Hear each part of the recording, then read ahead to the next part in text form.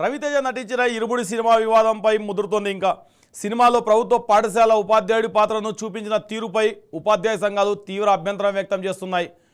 ప్రభుత్వ పాఠశాల యూనిఫామ్లో ఉన్న విద్యార్థులు టీచర్ను క్రూరంగా చూపించే సన్నివేశాలు ఉన్నాయంటూ ఇప్పటికే ఏపీటీఎఫ్ అభ్యంతరం వ్యక్తం చేసింది. తాజాగా యూటీఎఫ్ కూడా ఈ వ్యవహారంపై నిరసన వ్యక్తం చేసింది. సినిమాలో ఉపాధ్యాయుడి పాత్రను చిత్రీకరించిన తీరు ప్రజల్లో ప్రభుత్వ ఉపాధ్యాయులపై తప్పుడు అభిప్రాయం కలిగించేలా ఉందని యూటీఎఫ్ పేర్కొంది. లక్షలాది మంది ప్రభుత్వ ఉపాధ్యాయులు విద్యార్థుల ఆత్మగౌరవాన్ని దెబ్బతీసేలా ఈ సన్నివేశాలు ఉన్నాయని విమర్శించింది.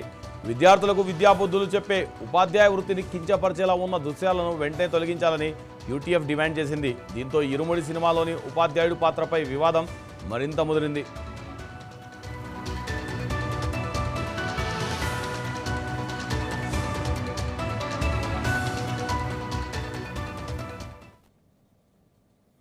అనకాపల్లి జిల్లాలోని పంచదార్ల ఫణిగిరికొండకు భారీ